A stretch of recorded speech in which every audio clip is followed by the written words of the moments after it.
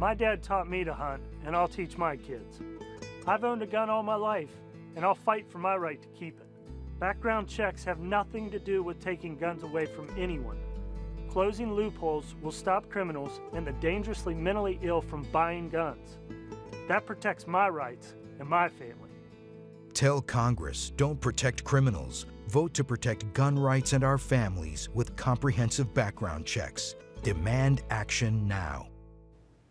Now that spot here, the latest ad from Mayors Against Illegal Guns, the group spearheaded by New York Mayor Michael Bloomberg. Bloomberg announcing the group's going to spend $12 million in key states seeking to push reforms through the Senate. And on Sunday, he explained why he's still optimistic that these gun safety laws will still pass.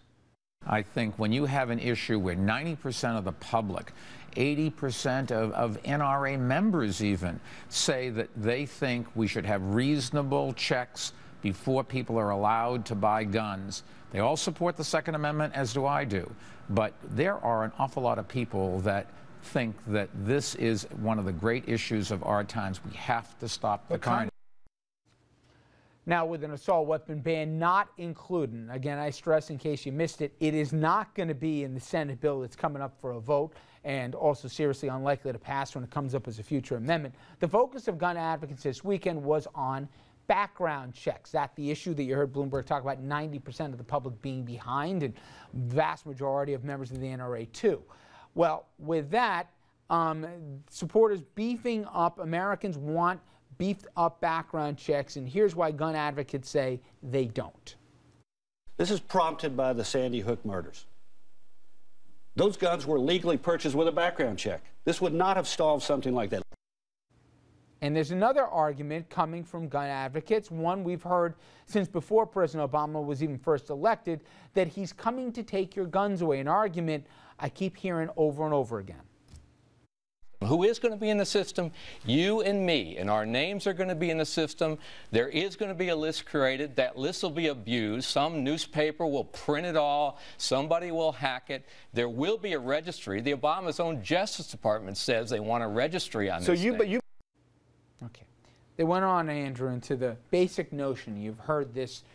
I've heard it on Fox News when Glenn Beck was there. I've heard this if you listen to right-wing radio and you hear from LaPierre, this not-so-veiled threat that, hey, this is the first step.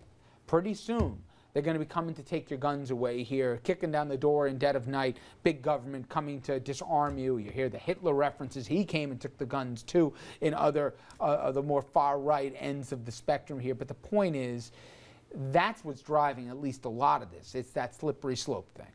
Well, yeah, it's the fear that eventually someday this might all add up to something that's horrific that we want to stop right now. The question is whether that's interfering with the ability to get something done right now. And while no single piece of legislation is going to be perfect on guns, you know, we're hearing solutions being offered that might not have been able to prevent what happened in Sandy Hook, or might not have been able to prevent a certain particular incident from happening. The question is the greater good. But you're being too polite. Let's be honest. The week after the Newtown tragedy, Dominic, what do we hear from the NRA? We need more guns, okay? A month later, what do? They put out an app that was designed for kids as young as 4, that they could get an AR-15, which gunned down those kids here and shoot things, by the way, that even resembled little caskets, okay? Then they've got out now robocalls in the city of Newtown trying to tell people that why they should be afraid of this gun legislation. Imagine you're a parent and you lost your kid, and these idiots have these robocalls in Newtown and throughout Connecticut. It's, to me, how anybody could find this to be a legitimate counterpoint in this debate. Good and decent people can disagree about things. We do this on the show all the time. But he doesn't represent his membership, and he doesn't represent the American public. And to me, to make these phony threats that in black helicopters the government's going to be coming to take your guns away isn't not only a lie here, but it's dangerous. And 3,000 people since Newtown have died. And what's their answer? Let's put more guns in bars. Let's put them in churches here. Let's arm the lunch lady at the school. It's amazing to me that the dialogue has digressed to this point. But you forgot one, Richard. Let's give the teachers guns as well. I mean, you know, and in between writing on the chalkboard, you know, they can turn around and turn into Rambo. That's what Mr. LaPierre says, and it's disgusting. It's disgusting. I mean, I know we have what some people will say are extremes. You have LaPierre on one side, and you have Bloomberg on the other side.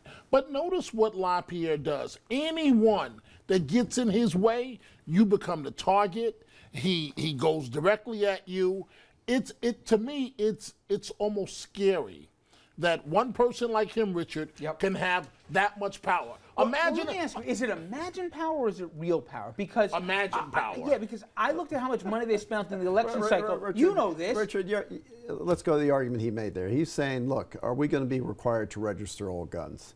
And if you do that, then, and you know very well here what the Journal News did. The Journal News made it public.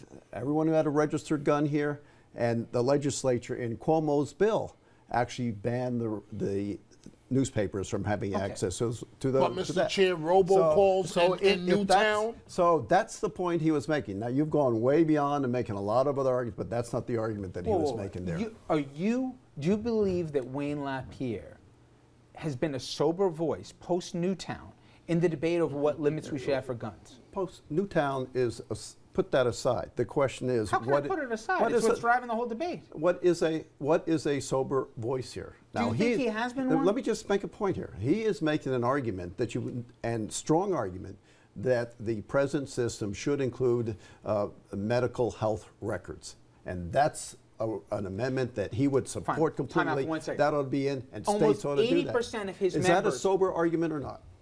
Okay, but what about the bigger issue? That about 80% of his members, he himself publicly, by the way, a few years ago, and 90% of the American public says, you know what? There should be a background check. But those are hard numbers. You live in numbers. How can this be maybe Richard, not? You are getting very exercised, quoting far out arguments that he wasn't making there. Okay, let me quote one line for you. Unless we adopt and enforce strict gun control laws, ones much tougher than the Brady Bill, we will never succeed in stemming the violence. Do you know where that came from? Richard Nixon 20 years ago, your father-in-law. My point is, imagine if a Republican said that today. What has happened? That's exactly what he said. He even went so far, you know this, after the shooting of George Wallace to say we ought to ban handguns. I'm not even going there. So I'm saying to you, we've had a point in this country where we've said, hold on a minute, this doesn't make sense. In '94, the President Reagan supported assault weapon bans. How is it now that if you say this, you're a crazy man? Hold it, Richard. He was talking about Saturday night specials there, $20 guns, and he also talked about handguns. You want me to read those quotes too? Saturday night specials. Look, I have been at Camp David. All Richard, handguns. Wait a second, Richard. You know, there are things that you say privately, and I've been at Camp. No, I'll tell you what exactly said. I know the Rifle Association will be against it, the gun makers will be against it, but people should not have handguns. That's what President Richard Nixon said. Where?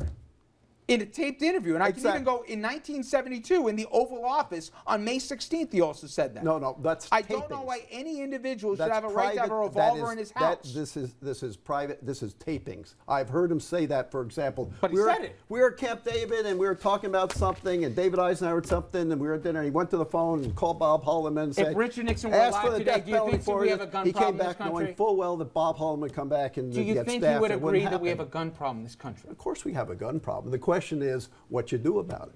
And is a background check a crazy step to take? I got to say, all the crazy stuff that you just said isn't helpful in this process. Crazy stuff? Yeah. What did I say that was crazy? Go ahead. You were quoting and attributing Take to Nixon Wayne LaPierre a lot of How stuff. about background checks? Is that crazy talk? No, background checks, but the right kind. What do you mean by background checks? What do you mean the right kind? Oh, everybody who's getting a gun, there should be a background check. Universal, meaning you go to a gun show, you got to go through a background check. Agreed. You want to buy a gun online, you got to get a background check. Okay. Here. Well, the NRA has disagreed with you twice, just right there. Okay. No. Yes. It depends. It depends on what it is. See, your problem is you're too good a guy. You're twisting and contorting yourself to try and defend what's an undefendable position by the NRA, and even their membership don't agree with it. This isn't a gray area, and this is what I'm getting. This is, I guess, why he says I'm getting excised, and maybe he's right. This is right and wrong.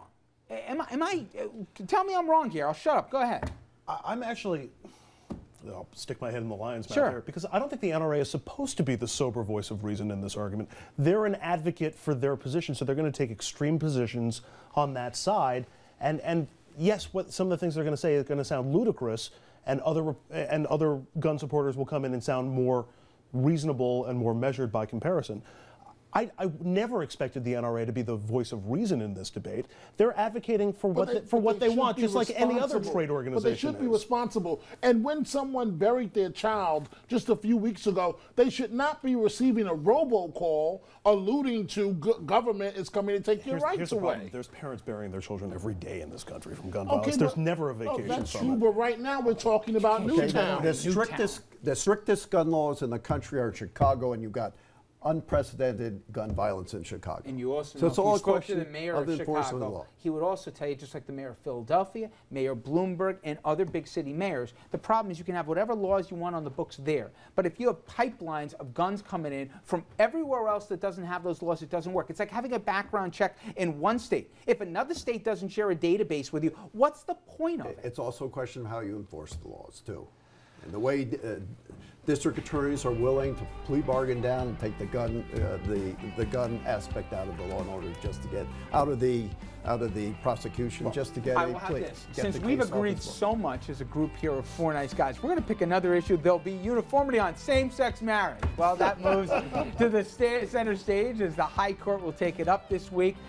But the question is, could Republicans be the ones hoping hardest that the court makes gay marriage legal in all 50 states? It's an interesting argument here. We're going to get into that after this.